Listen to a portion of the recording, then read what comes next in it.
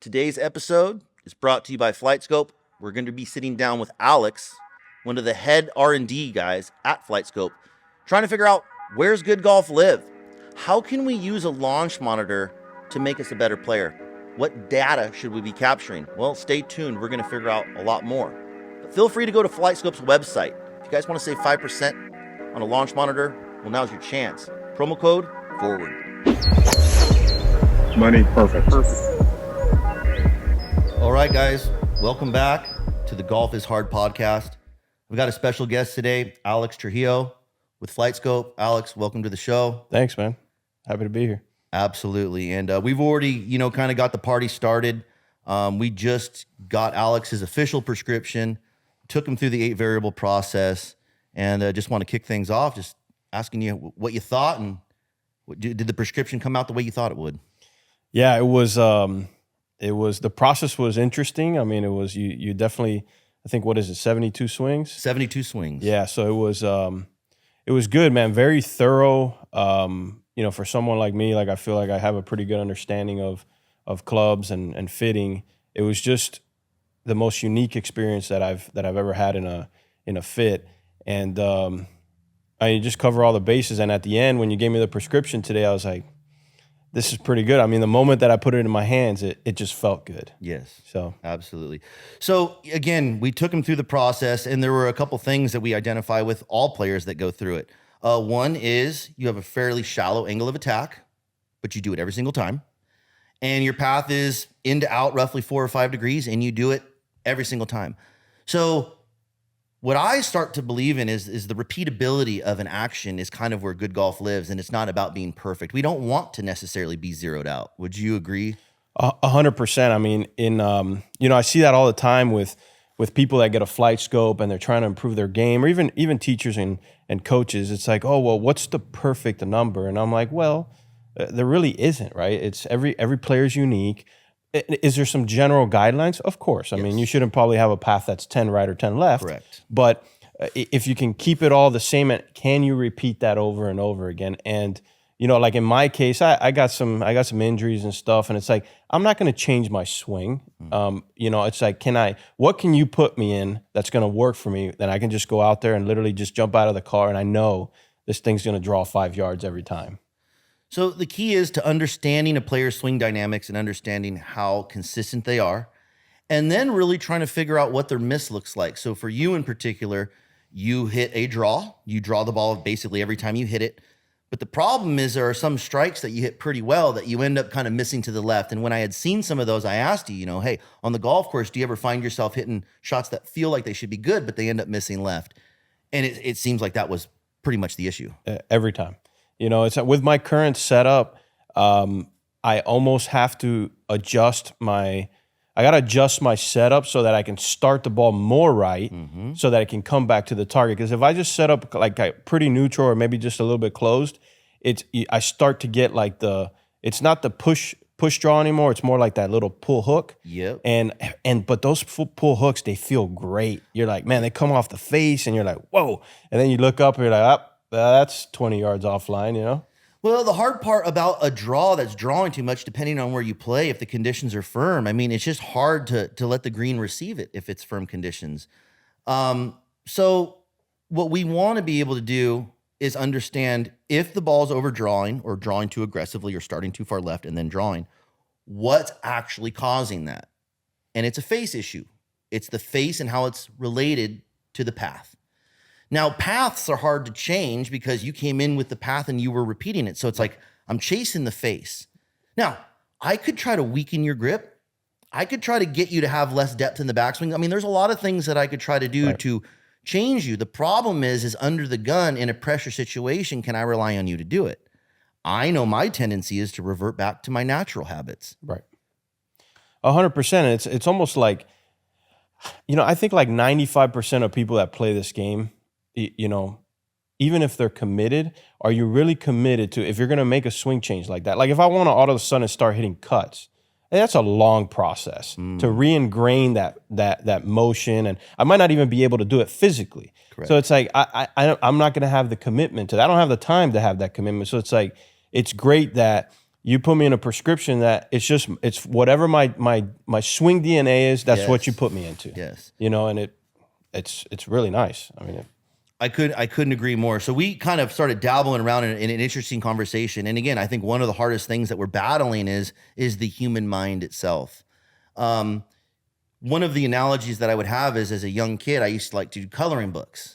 The hardest part when doing a coloring book is going from it looking good to overdoing it. Right. You start outlining stuff like, hey, okay, it looks good. Right. But then you're like, oh, let me outline the cloud. Let me do this. And pretty soon you step back and you're like, oh, I ruined it. I knowing when to stop is like one of the hardest things in art. Yeah. And it's kind of the same thing in golf, where it's like you've got a good thing doing, you're winning golf tournaments, and then you want to like go away from the draw and say, what would it be like to hit a fade? And you're really dancing with fire a little bit, and you might not even realize it. Yeah, no, for sure. And I think one of the cool things about your process is you don't get to see your ball flight. And I think for me, that's like, it was interesting because I set it up the same every single time. I tried to make no adjustments, and I was just, obviously you hit the ball and you're like, okay, I can kind of feel that was heely or that was toey. I mean, when we started off, I was way on the toe, which is my normal. I told you my wear pattern is on the toe. That's what I do. Yes. I sling it.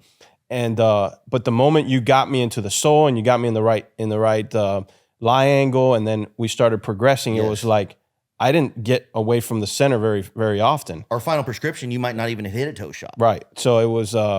It's cool that the process, the player doesn't get to see what's actually happening in the ball flight, because subconsciously you're going, especially if you're a better player, you're going to want to make some adjustments to hit it pure. Yep. So I think the process is amazing, man. The toughest thing I think that you may experience with this club that I'm going to send you out with is how much more squared up you got to get to your target. Because if you line up dead square, you're going to feel deep down that this ball is going to miss left. And you literally just got to trust fall and just put your swing on it and just see what happens. Because if you stripe it right in the middle of the green, it'll be kind of this like breakthrough experience. Like, whoa, that felt so weird, but the ball didn't do what I thought it was going to do. Because people who have clubs that are incorrect specs, what they don't realize is they've twisted their alignment to try to get the result, but it may not be optimal to continue your journey forward. Yeah, no, absolutely. So the one thing that we started talking about, and we saved it for the podcast, is the other day I was in here, I was swinging it, I thought, pretty well, and my normal shot is just a little bit of a cut. I like my path, pretty neutral to just like a degree to the left. That's when I hit it my best. So I was hitting balls, and I hit a couple shots that I thought were just perfect. They should be fading a little bit, and I looked up at the monitor, and the ball's like drawing a little bit, starting to left and drawing away from target. I'm like, man, that just felt too good for that. So, through working with some of the Jumbo Max product, I've realized that if you increase the grip size, as uncomfortable as is for me, I can hit this fade that I want more often. But I'm fighting that it just feels so different. I played Golf Pride Tour Velvet Standard my whole life, so it's just a big leap.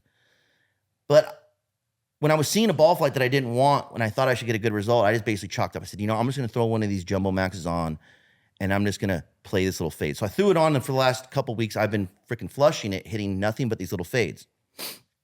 And then my friend came up to me and told me what most friends would say. He goes, this is really cool. He goes, have you tried to draw it? And I looked at him, and I said, well, I actually made a promise to myself last week. I want to be the first player to get the prescription. It's correct in every way, shape, and form. I know I can hit a fade. Therefore, I will never dabble once to see if I could even draw it. I'm never even going to expose myself to it. Because if I draw it perfect, maybe I think I could do it now.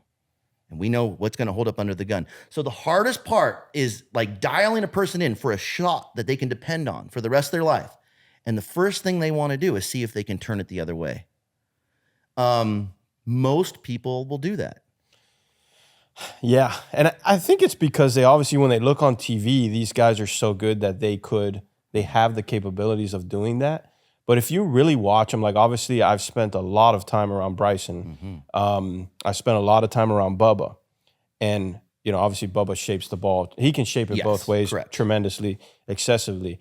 Bryson is a draw player. Like he hits draws. That's what he does. It seems like Can he hit a cut? Of course. But, 95% of the time, if he's he's hitting draws. He's not really going, he's not working the 9 ball flights, right? No. Can Tiger work the 9 ball flights? Probably the best ever to do it. But he's got one shot pattern. Like he's always going to go. He likes that little pull cut, right? Like that's his go-to. Yes. And when I was doing it, now that you gave me the prescription, I told you, well, let me see if I can hit a cut. And yeah, I could, but it's not what the prescription is for. So it's like if you're the doctor and you tell me, hey man, you need to take 2 Advils to get rid of your headache. I'm like, I'm gonna take 6. Right. It's like, well, or I'm gonna take 1, or I'm gonna take half. That's not the prescription. Exactly. And I think the prescription goes beyond clubs. I think the prescription goes to your golf swing. Yeah. I'm sure what you guys have done when working with Bryson is if Bryson's swinging it super well, you throw him on a Flightscope, and what do? You document the numbers. Yeah, I got a funny story about that. He I documented his numbers for about 6 years, basically since he came on tour as an amateur. The first event that I ever worked with him was when he played as an amateur at Bay Hill. And I'll never forget, our offices, the Flightscope offices are right there close to Bay Hill. And Mike Shy, his coach, he called me up. He said, hey, I'd like for you to meet Bryson and, this and that. And I said, okay, cool. I'm going to, go out there. And I remember it was like, he drilled me for like 4 hours on like just kind of what I knew about the data and explaining to him what every data parameter meant and also how we measured it, because that was very important to him. There's a lot of different launch monitors out there and they all measure slightly different. Yep. So, we went through that whole process, and Mike is like, hey, can you bring the unit out on the golf course and just track every shot for us? I'm like, sure, why not? So I basically started, at the time we had XI Tours. That's a model that we had. And I would go out on the course and I would track all his shots. And I kept a database of it. Well, fast forward like 4 or 5 years, I get a call. I think I was in Vegas. Bryson might have been, he was maybe playing in Memphis or something. And Connor, his manager, calls me and says, hey, dude, he's like, you remember when we were at such and such place? He was hitting it really good. Can you pull up that data? And so I would actually go back into that database, and I'd send them an Excel of all his shots on that day where we would tag him like, okay, this is a really good session. That's our baseline. That's what we want to go back to. Yeah. And it's because, especially when you have a player that's going down all these different rabbit holes, it's okay to go down the rabbit hole, but you got to be tethered, right? And that data is what keeps you tethered to be saying, okay, that's when I was striking it the best. I got to get back there and then maybe go down the next rabbit hole, but this one's not working. You can't wander too far away from home, because if you do, you get lost. And you've heard him say, if somebody tells you to do something and it doesn't work within the first 2 or 3 swings, stop doing it. Just go to something else. I believe that. It's like, don't go so far down the rabbit hole that now you're like way lost, because then you can get away from your baseline. I mean, unless you've done your due diligence first. I mean, again, if you get the Foreward Golf remote fitting kit and you shank every single variable on every single club, I mean, to not just face the facts that you probably need a good golf instructor to sort you out. Correct. Is one thing. And that's one of the things I like about the process is it helps people understand where they're at. A lot of people aren't willing to take responsibility because they've got a unfunctional golf swing. So they chase around equipment and spend hundreds of thousands of dollars. But Foreward Golf's basically saying, hey, in an hour, we could figure that out. Like, we can just come to reality. It's okay. If you guys need a golf lesson, man, that's okay. Everyone's going to need to at some point. But what you don't want to do is go and get a golf lesson with potentially a golf club that is leading the dance. And now you have to follow its lead, and so does your instructor, because we're all sitting there trying to get a result. I met with this guy. I can't remember his name, but he was a coach in Texas, and he would tell me, when I get a player that the first thing I do before I give him a lesson is I give him a can of spray and his club, and I say, okay, go hit 15 or 20 shots. I just need to see where you're hitting. If you're hitting it all over the face, we don't even need to go to a fitting yet. We might need to go into a lesson before we go into a fitting. They might have to decide at that point. But it's okay if you hit them all in the toe, if you hit them all in the heel, or you hit them all in the center. But we need to have some consistency before we start going down these massive, massive different variations and variables. So it's like, and that's kind of like I thought that was pretty cool. It's like, hey, show me where you're hitting it. It could not be right, but we need to at least get you somewhere on the face, before we go down the road. And you know what? I totally agree with that. And it's interesting, where good golf lives and where good business lives, they don't necessarily meet in the middle. They don't. Making a ton of money can be done by telling people falsehoods.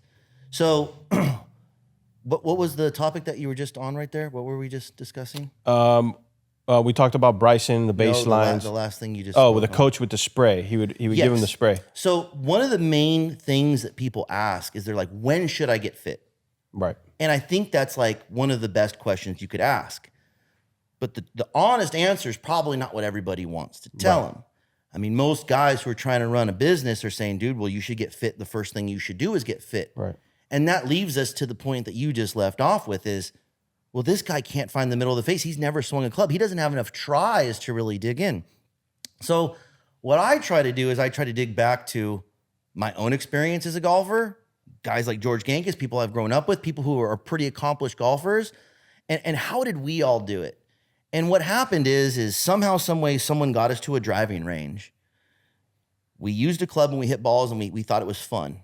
And then we went back again and we went back again and we went back again. And pretty soon, no one really showed us how, but we kind of figured out how to hit a ball. Right. Whether we developed bad habits, good habits, the golf club could have created our habits, it doesn't matter. But you have to get a number of repetitions in. Right. Because the human will figure it out. You're going to come over the top, but you'll figure out how to get a concentrated location over time. You could be in to out and get a concentrated location over time. But you kind of got to just get yourself a golf club, go to the range, and like Tiger said, they go, Tiger, what's the one advice you would give an amateur player? He goes, go beat balls. They go beat balls, that's it? And they go beat balls?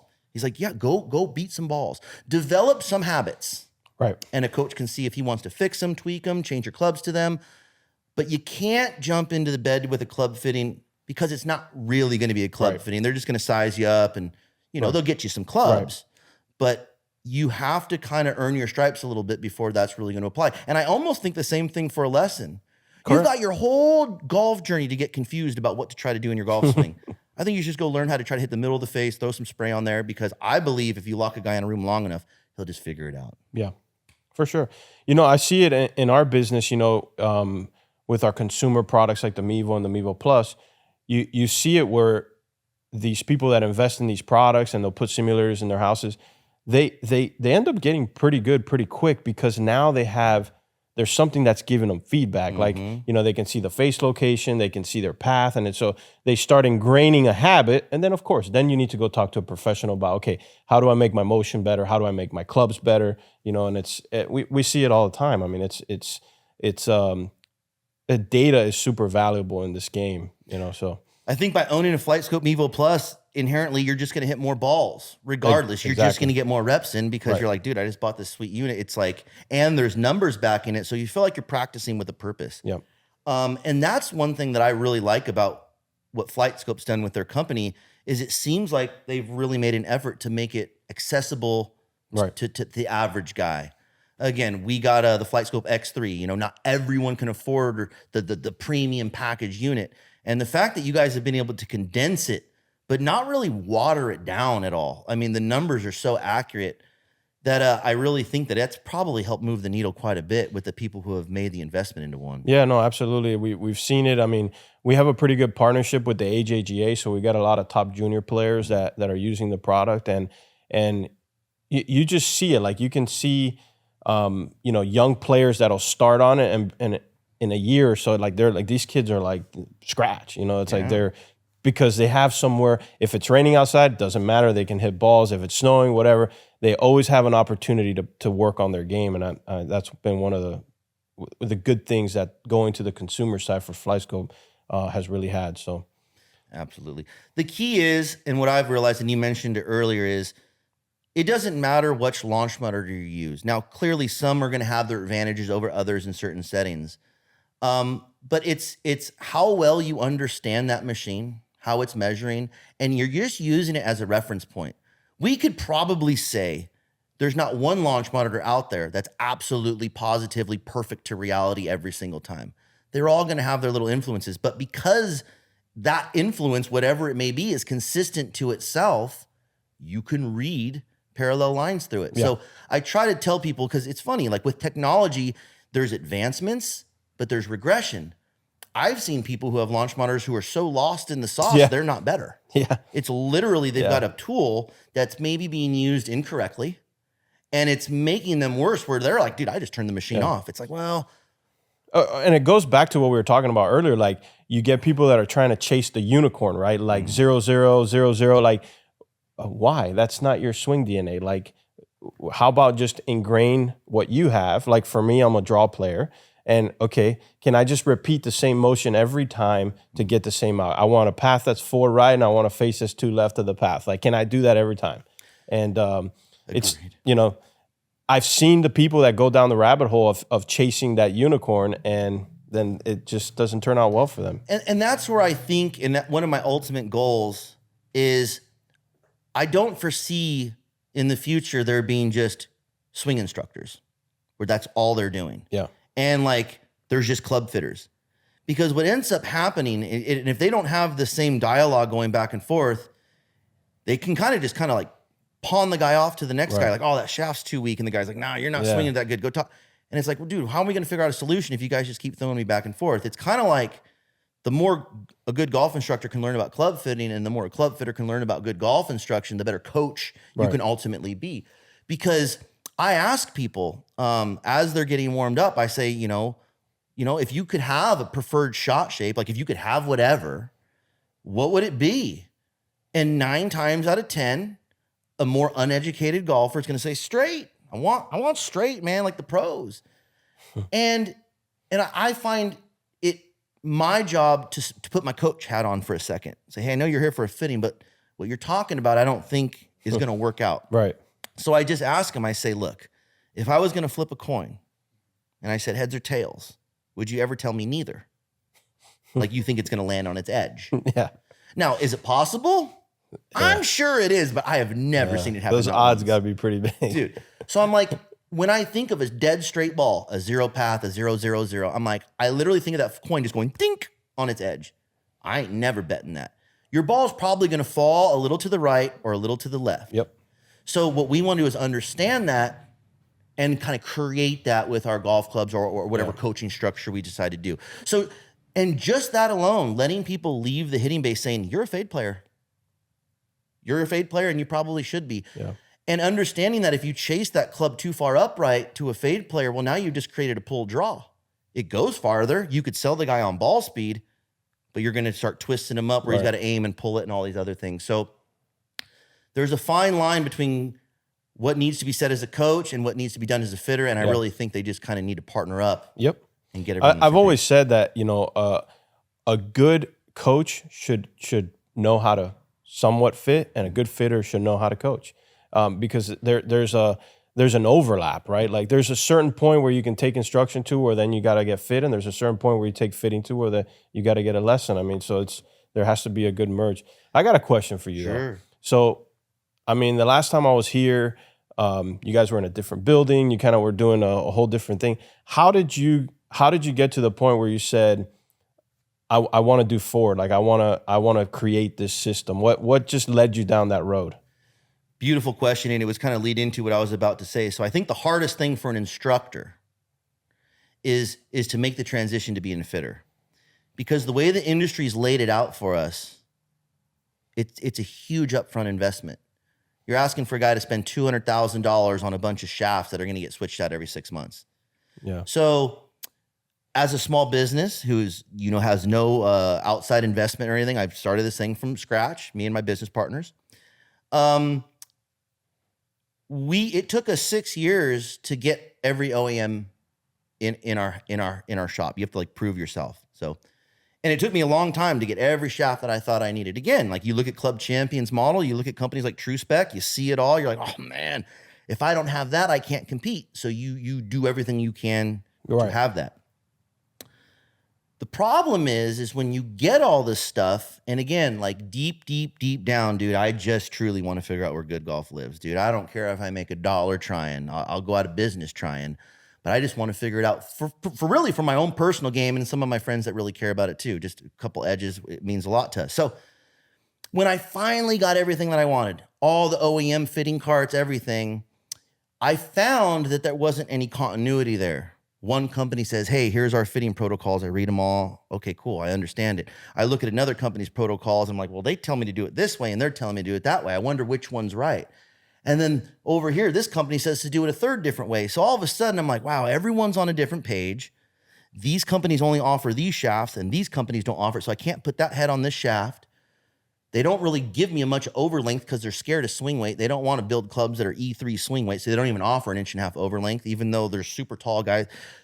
I could just see that there was for me wanting to be the best coach that I can possibly be, I felt like I was not equipped with the right tools to truly do it. That's how I felt. Was I selling clubs? Yeah. Was I getting good fittings sometimes? Yeah. Did I know how I got there? No. And that doesn't go over well with me. I don't care how many thousands of dollars goes through the register. I want to know how I got there. Yeah. And if I didn't get there, I want to know why I didn't get there. I want to be able to get there and know how, or have an idea of how. So I was literally fitting people and having this inner battle when they would leave. I'd say, man, what an amazing fitting. And like the devil Chad would creep in and go, yeah, but you don't know how you got there.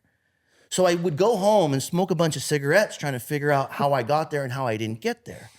And I would think, oh man, I had a mid-size grip on that one. And then when I tested the other shaft, I didn't have a mid-size grip on it. It was a standard grip, so the swing weight change. And you're like, man, this is a nightmare, dude. And by the time I figured out, they switched the shafts on me and they got a green one instead of the purple one. And I got to go buy that. So I'm thinking to myself, as a small business that's trying to survive, I need something lean, but I need it to be accurate. I need it to read well to the customer. I need to create this thing. So one day I just decided to list all the bullshit that I've heard on YouTube.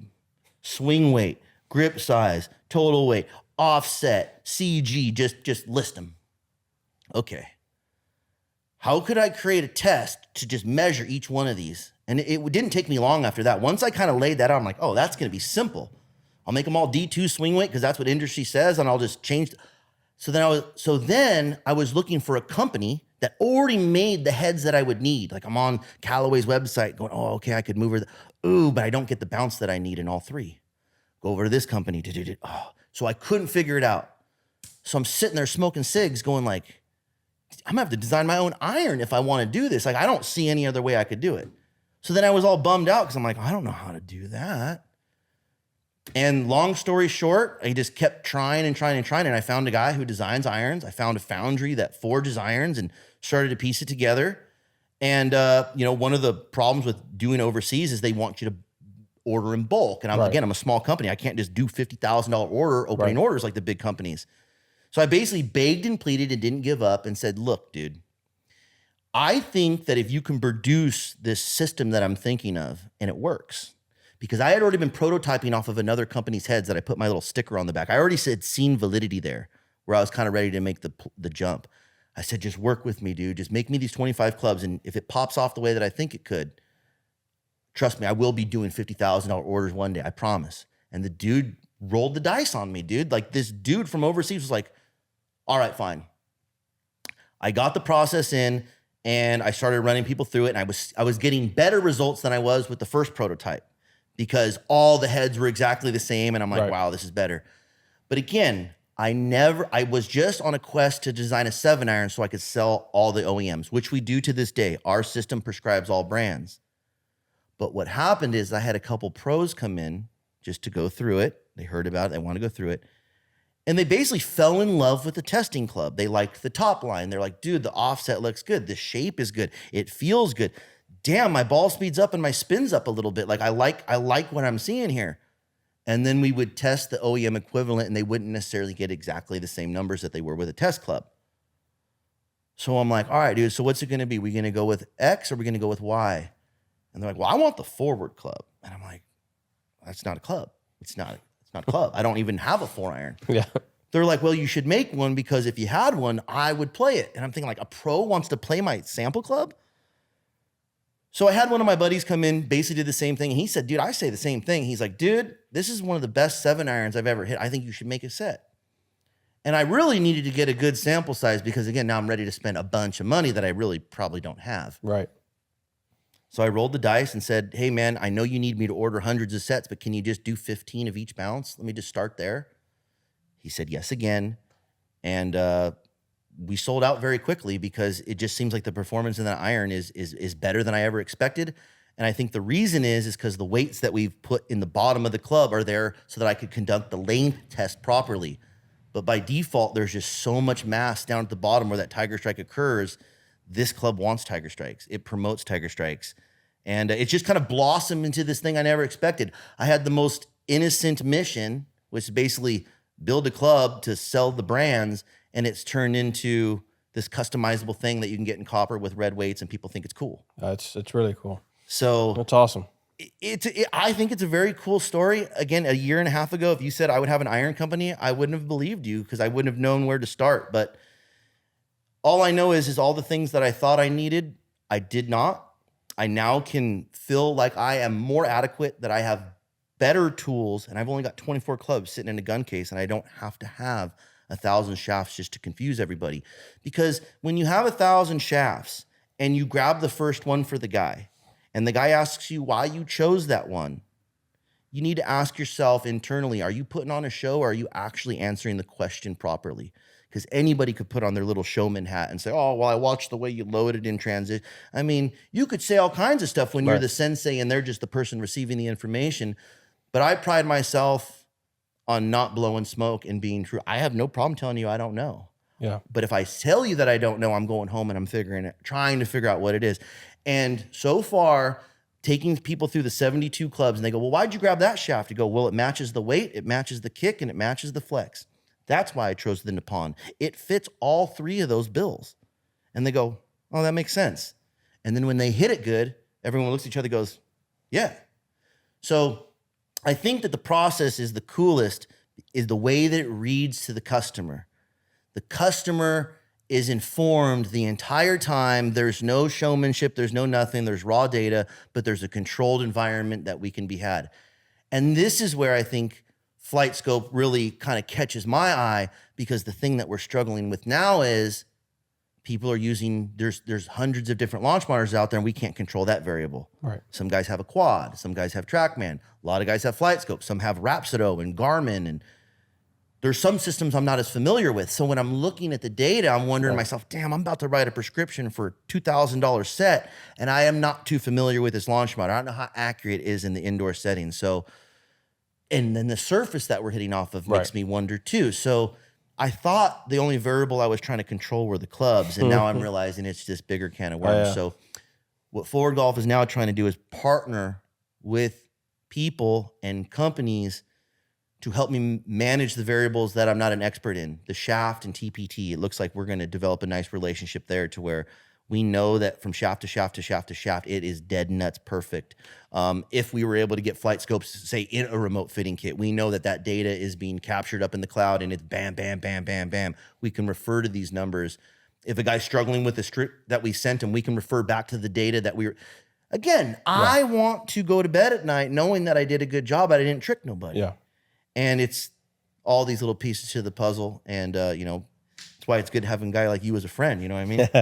No, man, it's awesome. When we were doing my prescription, we were talking about variables. And obviously I was telling you about Bryson and, you know, all the rabbit holes that he goes down. And then I asked you if you've ever balanced a golf ball. And you said, nope. He said no. And I was like, oh, man. I said, you might not be able to sleep at night once I tell you what happened. So, no, it's not a secret anymore. Everybody knows that Bryson balances his balls. And what's interesting is we did some tests where the golf bars aren't perfect, even the premium ones. So what happens is that the center of the mass is not really in the center, so it could be slightly offset. Well, if you think about that, so you put a ball on the tee, okay, and let's say that the center or the mass is actually a little bit to the right, and you're trying to hit maybe a draw with that ball. Well, the moment that you apply speed to that ball, you know, like Bryson's hitting it, you know, 180, 190, 200 ball speed, where that mass is going to hugely affect what happens with the curvature of the ball. And that's what we thought. We're like, okay, you know, that's why he balances them, so that he can get them as close to the center as possible. But then what happens when you hit a putt? There's not a lot of speed. So we took the perfect putter. We took balanced balls, and we took balls that weren't balanced. So the way he does is in Epsom salt solution, you can kind of figure where the heavy side is. So I took a perfect putter and we put the heavy side straight up. We rolled it down the perfect putter, goes right in the hole. Tilted it to the right, put it down the perfect putter, ball misses to the right. Put it to the left, put it down the perfect putter, ball misses to the left. These were 15-foot putts. 10 inside 10 feet, probably not, maybe not as much because of the ball speed. So it's like, I was like, shit. I mean, why am I not playing a balanced golf ball? Like, it's, if I were playing for millions of dollars, I would want to make sure that my ball is balanced because I know that it could have a huge effect. Or knowing where that spot is. Or knowing where that spot is so that I can at least line it up, straight up and down. And so, dude, there's so many variables. So here's where my mind goes, right? When you say that, I'd go, okay. Now, I'm sure in putting is something we are trying to zero out. I'm going to guess Bryson is looking for a zeroed out off the face, right? You're not trying to fades or draws, push draws. Right. That's the ball flight stuff.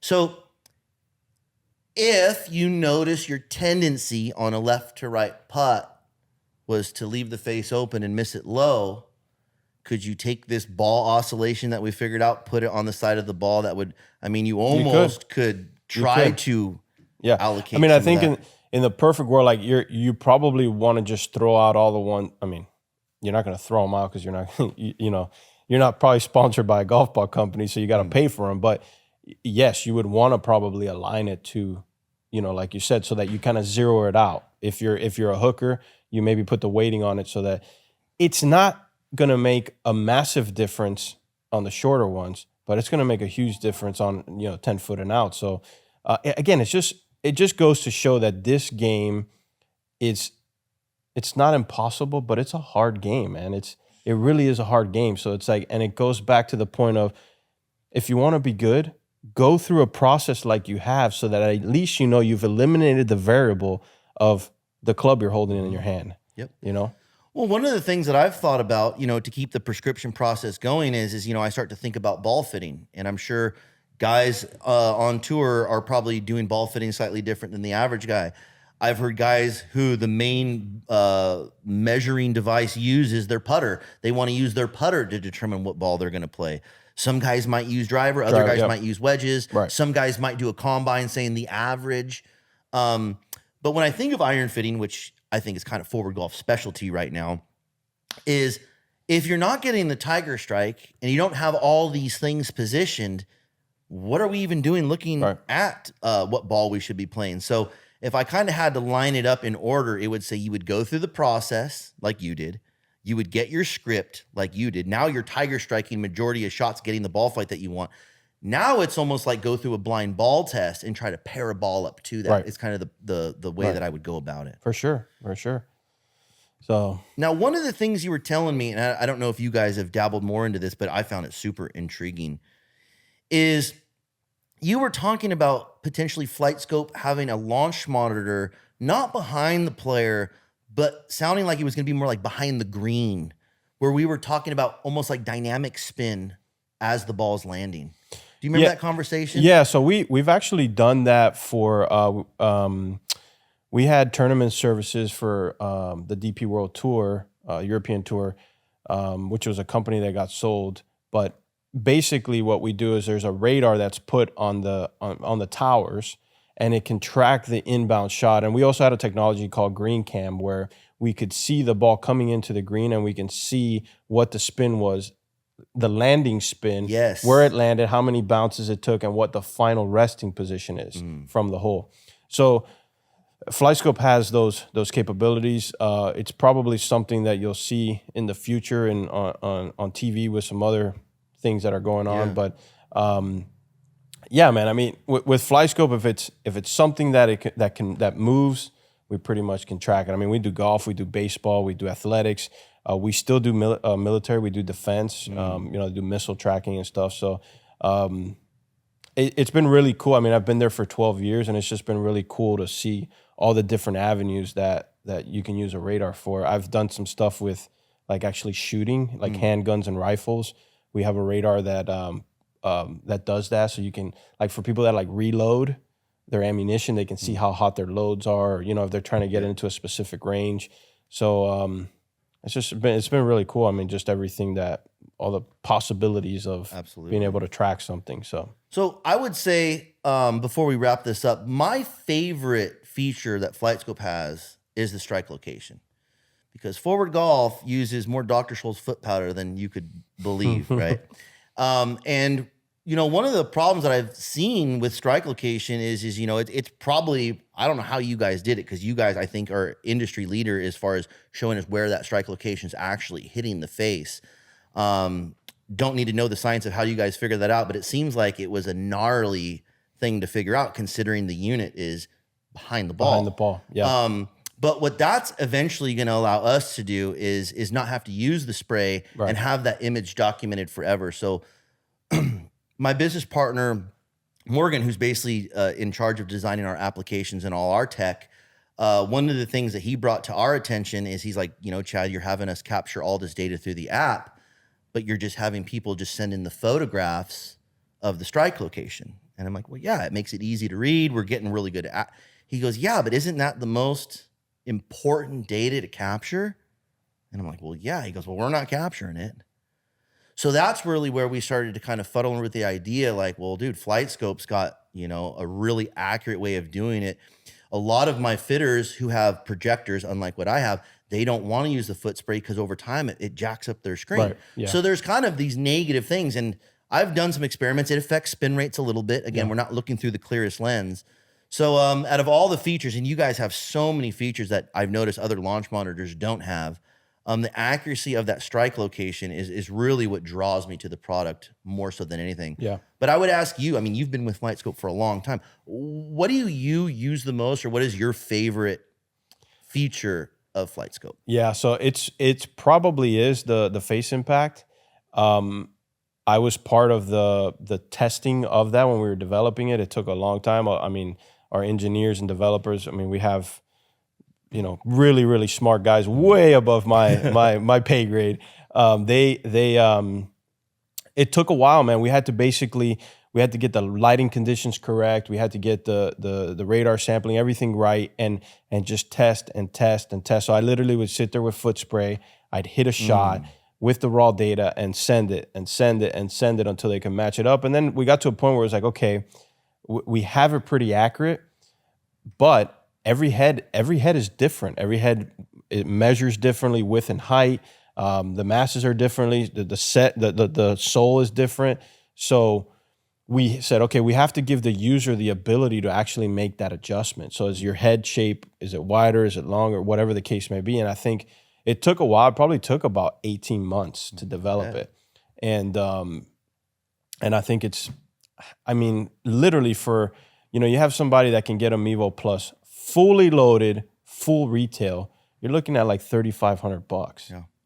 I mean, that's kind of unheard of. I mean, that's what I think is really cool with Flightscope is we give a really accurate product at a very affordable price. Like you're not going to get gouged on the money, and there's no reoccurring fees. It's like once you buy it, it's yours. Like that's it. So, well, and you guys have the ability, and I mean, I've noticed it just been working with your guys' tech for a while, is you guys are always updating things, fixing things, adding new features. It's like your system is very, very dynamic, and all of a sudden you're, uploading some new feature that it's got and figuring that out. So I totally agree. I mean, if you guys are really trying to figure out where good golf lives, there's a few things that you're going to want to do. Forward Golf clearly believes in just going through the prescription process. We're not asking you guys to change your clubs. Look, half the time guys come in, they go through the process, and guess what? The sole design that they have matches the script. Right. Well, I'm not going to change your iron heads, especially if they've got grooves on them and stuff. It's not about that. But having a launch monitor that you can start to calibrate your game with, getting something like a fully loaded Mevo Plus that's giving you strike location, that you can send your data to the coach. I can review a session that you did 3 months ago or that you did yesterday. I mean, it's that kind of coaching that's really going to help you guys get the most juice out of your game. And I think that's Forward Golf's goal. We know that the majority of people will not play on the tour or qualify for any high ranking events, but that doesn't mean you can't play your best. Right. And I think that's what we're after. Personal bests are what Forward Golf's all about. And the better you get, the harder it gets, and the more these tools are worth it. Maybe don't buy a full set of clubs next year. make the investment on a Mevo Plus, because the next time when you get that set, things are going to be more dialed in. You're going to be more articulate when you go into a fitting, and maybe not be as vulnerable just to get sold something. Yeah, man. So I got one last question. Sure. How do I get the shoes? Dude, the shoes, man. So those shoes are a rare commodity here at Foreward Golf. And I'll tell you this, if you guys could jump through all the hoops and get your certification, become a black belt, we'll ask you your shoe size, and you get yourself a pair of Tiger Strikes. Alex, Thanks, brother. thanks so much for coming on the show, man. guys. That's Hope good. you enjoyed it. If you guys need anything from us, just holler. We'll see you guys next time. Money, perfect.